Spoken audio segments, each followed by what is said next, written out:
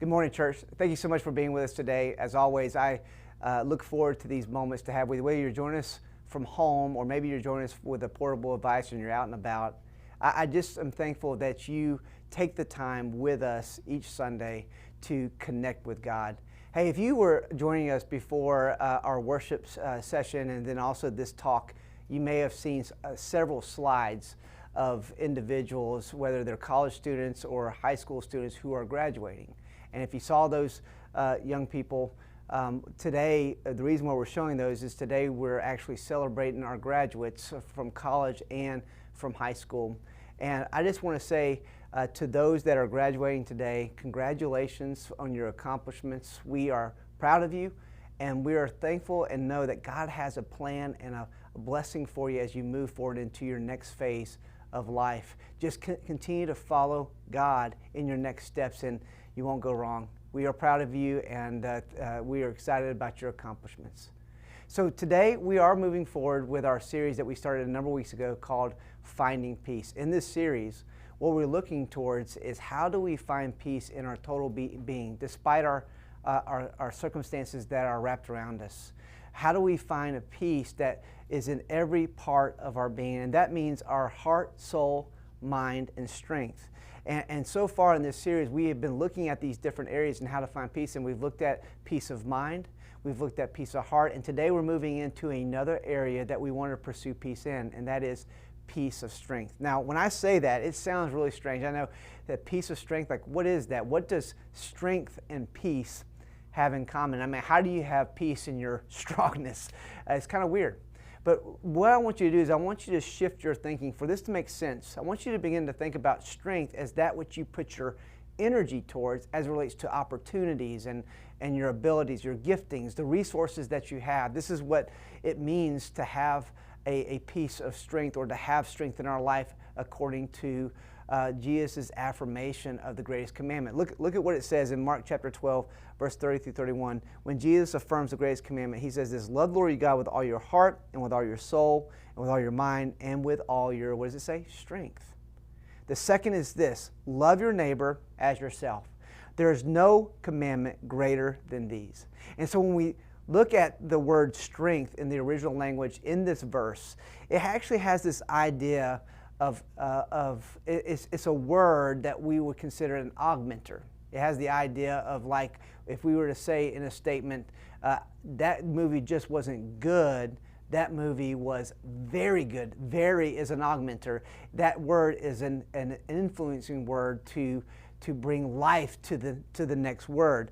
So this is how does this translate when it comes to Mark chapter 12 as it relates to strength? Well, this is how it applies. When we start thinking about our opportunities or our possibilities, the capabilities that God has given us, giftings, our influence, our resources, we need to ask ourselves, at what level am I magnifying, enhancing, augmenting, or amplifying these gifts, these influences, these opportunities, these strengths that I have in living out loving God and loving others? Because when you really think about that verse where Jesus gives us the greatest commandment, what we have there is a statement of our purpose. Like, our purpose really, according to that scripture, is loving God and loving others. And so we're to ask ourselves, how are we using our strengths towards that purpose? How are we magnifying our abilities to reach that purpose, loving God and loving others? Now, you might be asking, well, what does this have to do with peace? Well, I'm glad you asked. I mean, that's a great question. So when it comes to peace and strength, one of the things we need to realize is that as we pursue life, if we get off of our purpose, if we use our strengths and we magnify all the resources that have been given to us, our opportunities, our giftings, and we have done that in such a way that moves outside the purpose of God, we can wind up in a place where we realize all that I have done in life, or all that I have done up to this point, is really meaningless. It can come to like a meaningless understanding of where I've put my energy, my abilities. Uh, Actually, King Solomon mentions this misplaced a focus on strength in Ecclesiastes 2:11. Listen to what he says. He says, "Yet when I surveyed all that my hand had done and what I had toiled to achieve," he's talking about toiling and working hard at it, "everything was meaningless, a chasing after the wind. Nothing was gained under the sun." So to come to a place like this, I mean, that's a hard blow to our peace. I mean, think about it. You have been giving your energy, your influence. You've been magnifying your gifts only to come to a place where you realize it's just a chasing after wind. It's just almost dissipated before you. I mean, when you come to this is a disheartening position in life. I mean, we've all heard of examples of those who have given their strength to come to a place of thinking, there's got to be more than this. Or to realize that you've traded your strength for something ultimately less, like you've given up your relationships, or you've given up investing in others. You've invested your total strength to magnify personal goals, and it just ends up being a chasing after the wind. You know, living in such a way to come to this realization, that's a peace drainer. It actually shows us that we really do not realize our peace yet in our life.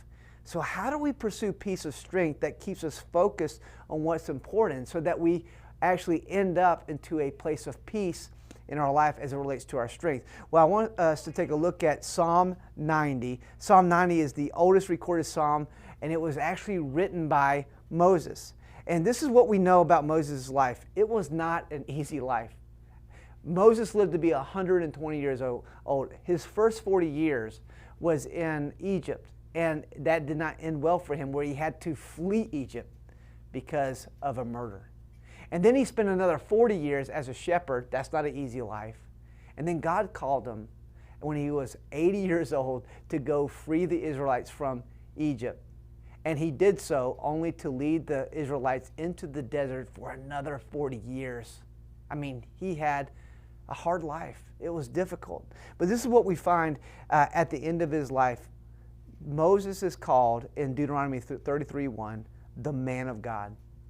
You know, Moses had faced all these difficulties in his life, but at the end of his life, he finished well. He finished living out his strength in such a way that he had peace at the end of his life. And so next week, we're going to actually get into Psalm 90, 13 through 17. I would ask you after today, would you just make that passage, would you meditate on that passage, make it that your devotional time so you're ready for next week.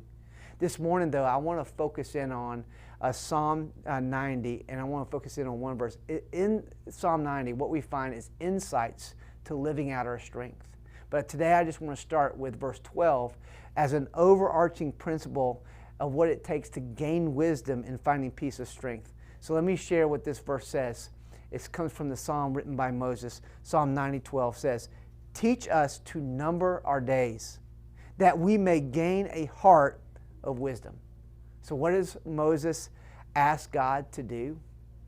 As he's writing this psalm, he asks God to number his days. So let me say to you, one of the ways that you can find peace in your strength is to make this a practice in your life, that you number your days. Now, I know that sounds morbid. I mean, just thinking about how much time do I have left in life is basically what it's saying, like we're numbering our days. But what a great reminder in how we should be intentional with our strengths, how we should amplify our strengths in a right direction. Numbering our days helps us to realize that our time on earth is short. Like we only have so much time, and time is a precious commodity. How will we use our times to put our strength in a vital place? It's like this.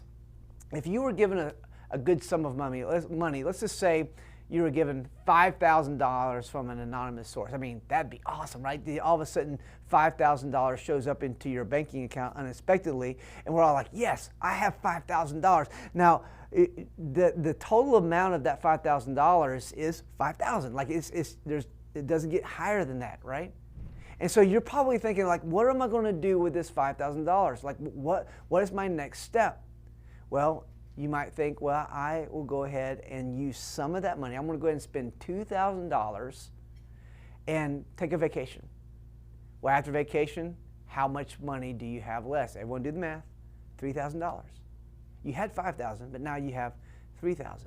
What you just did is that you just counted the amount of money that you had. You counted your money and you begin thinking, okay, with the $3,000 left, what do I do with it? You only have a certain amount left.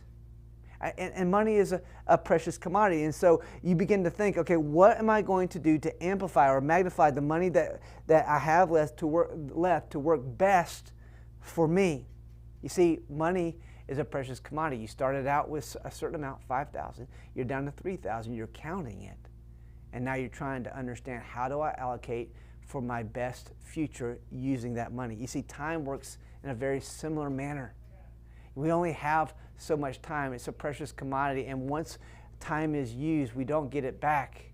And so with whatever we have left, we've got to consider, how do we use it in order to manage our strengths in such a way that it comes out in a good way in finding peace for our life. And it's in this regard as it relates to time, as time being a precious commodity, that I think many of us lose our peace. It's an area where time is not managed well, and we come to these places or these stagnation points where we say, did I really get to where I wanted to go as it relates to my strengths? Here's what I want to do. I want to give you 4 ways in which we can lose our sense, or our piece of strength can be stolen as it relates to time. And I want you to be thinking about, how should I be counting my days? But here's a piece of strength stealer number 1. One of the ways that we lose peace in our life is that we are extremely busy. Like today, many of us, we're slaves to the tyranny of the urgent. Like, we're constantly going. You know, many times when I ask people, where I see people, I say, hey, how are you doing? You know what one of the most common phrases I hear out of people's mouth? Oh man, I am so, you guys fill in the blank, I'm so busy. I'm guilty of that. People have asked me, I said, man, I just feel so busy. And I know that you've said the same thing, but this is true. I mean, we work long hours today. We give our time to trying to get ahead. Our work comes home with us. We have now our work on our phones, and we bring home our computers, and work doesn't just stop when we leave the office, but it's in our homes as well. We take more and more time to try to get ahead in our life, and so we give our time to our work. And then more and more, we actually add to our life because we are controllers maybe, or maybe we are people pleasers, and so we add more to our life, making ourselves busy. And then there's these other things, like we're always running to certain events. We're going to school events and work events and community events and game events, lots of events. And so we have figured out how to cram 25 hours into a 24-hour day. It's crazy. We're just totally bombarded with all the activity that's going on in our life. And I get it. I mean, as you think about our families today, the reality is families are just busy. But do you ever come to a place where you feel like you're just spinning out of control? You're just spinning your wheels, and your strength is just zapped. Like, you feel like you're missing out on life. Do you ever come to that point? This is what happened to Martha in the Bible. You know, when Jesus paid a visit to her household in the Bible, we find this story in Luke chapter 10, verses 40 through 42. This is what happens. It says that Martha was distracted by all the precautions that had to be made. She came to him, this is Jesus, and asked, Lord, don't you care that my sister has left me to do all the work by myself? Tell her to help me. And look at what Jesus says. He says, Martha, Martha, you are worried and upset about many things, but few things are needed, or indeed only one. Mary has chosen what is better. You see, Mary chose to dedicate her time to that which was truly important, Jesus. What I want to ask you right now is, what are you missing that's important? Because you are so busy that in your busyness, you're just missing out on the life that's right before you. It pays for us to consider stopping for a moment and to think about, am I spending my time in such a way that it's paying off to that which is most important? All right, so that's the first stealer. Here's strength stealer number 2. We waste time. And this peace stealer can really hit us unexpectedly.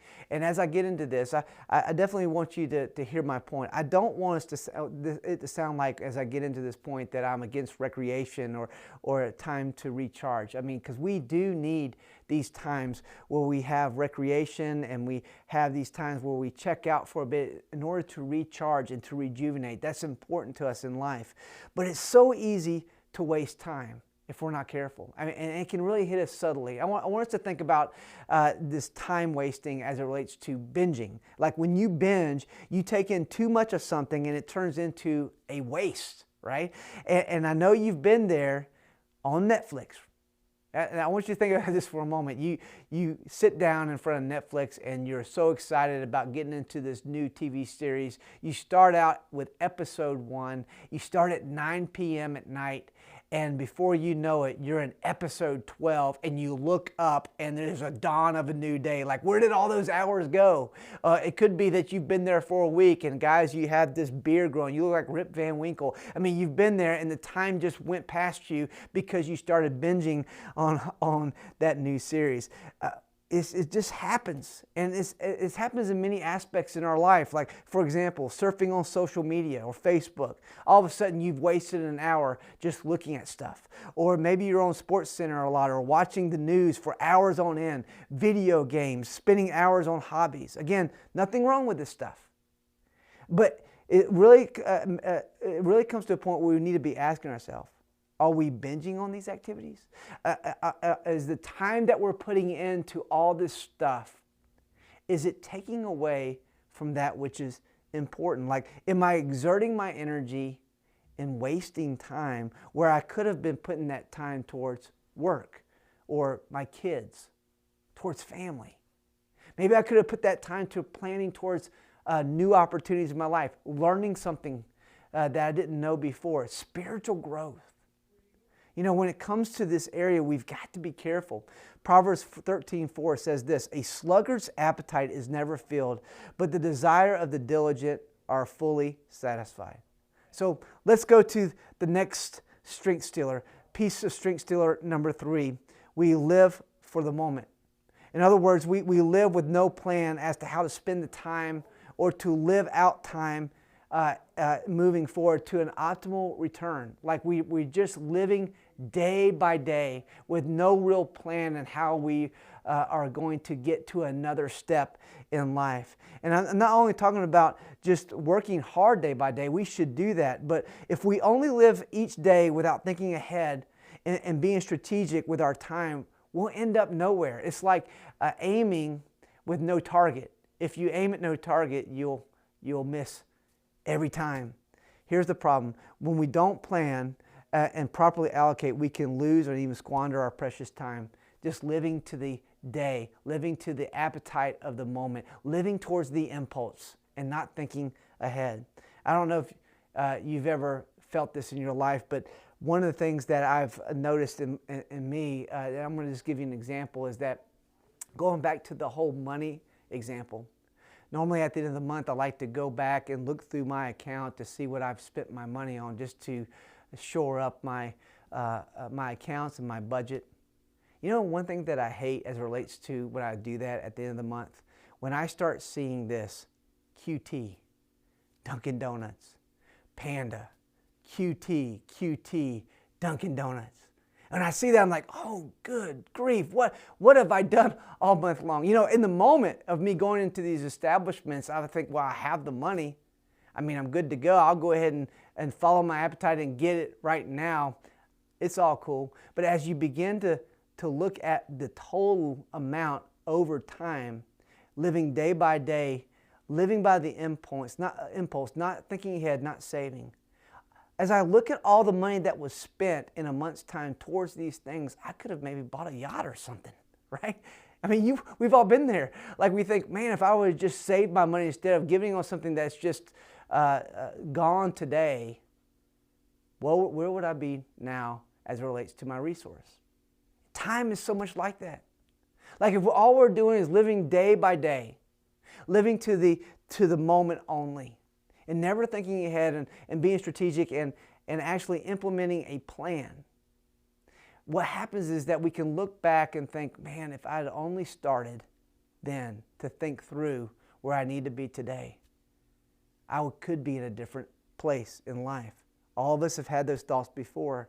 Look at what Proverbs 21:5 says. It says, the plans of the diligent lead to profit, as surely as haste leads to poverty. We don't need to live by haste and impulse, because it'll get us nowhere fast. Here's one last peace stealer when it comes to strength. Peace stealer number 4, living without purpose. And this is basically just burning our days and giving our time to that which is ultimately matters nothing, or ultimately is meaningless. It's not going to last. It's not important. It's the sense of just living life with a direction.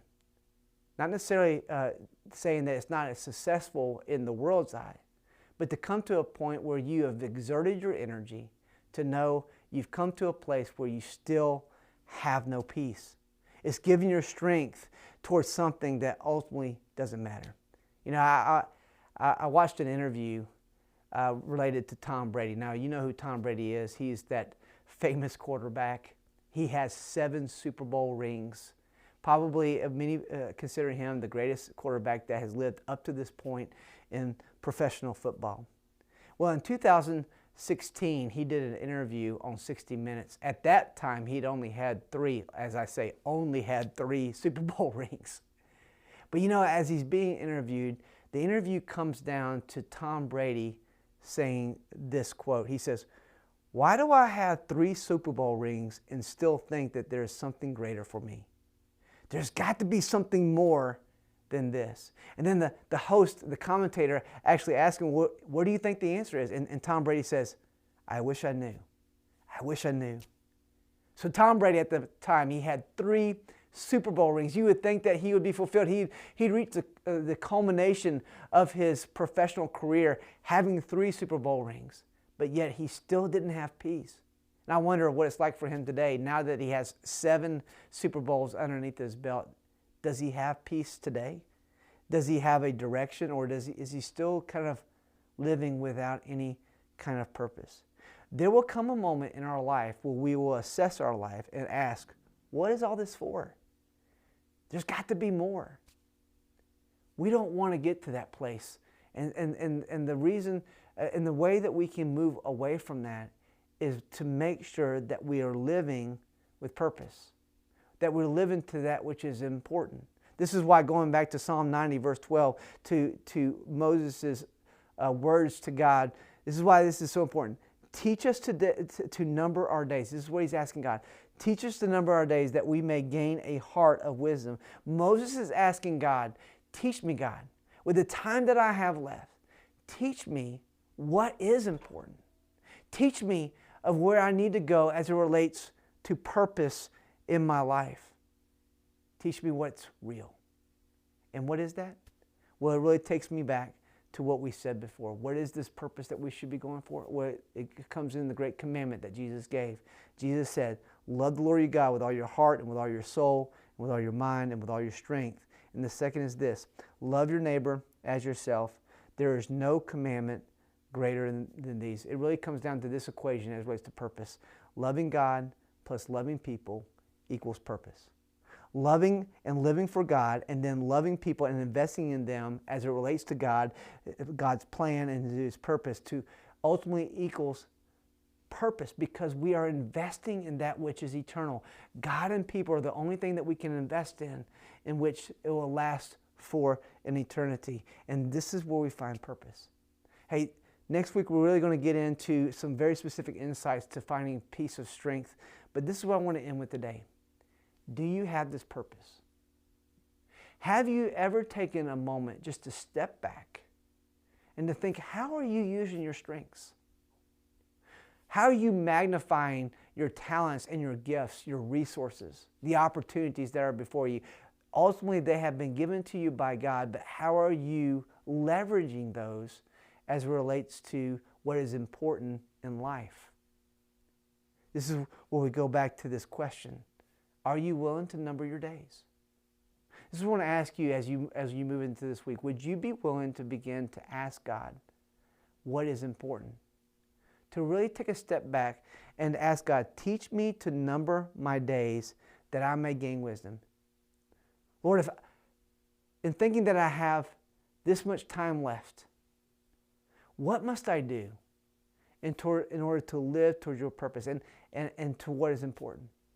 And allow God to begin to speak to your life in that. Maybe it is adjusting in how you are spending your time. Maybe it's adjusting from being busy in lots of things to choosing what is better than just what's good. Maybe it's putting down an area in our life that we consume a lot of time in order that we may refocus our energy to something that can be lasting and fulfilling. Growing stronger in our strength so that we can be about the purpose in a purpose of God in a better way.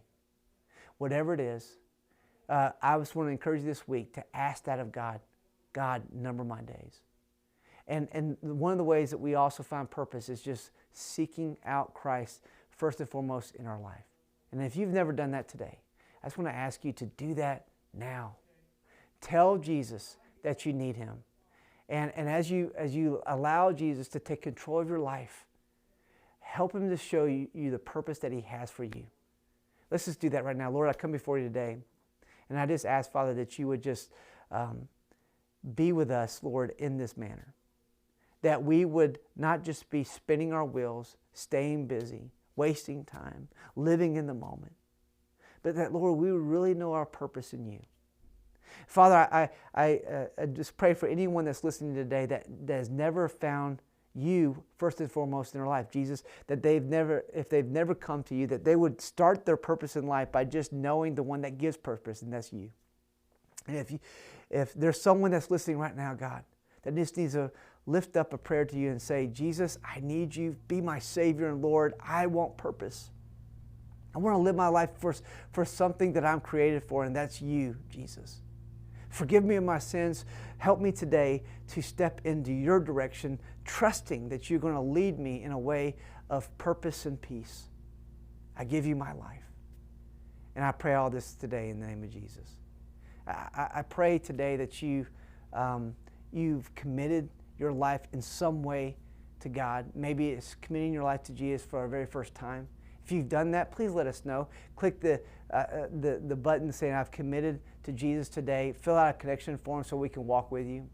Also, if you are listening to us today and you're a believer, but you're wanting to take a next step, maybe it's to be a part of our church, or it could be that you want to step forward into more purpose into your life and you want more direction.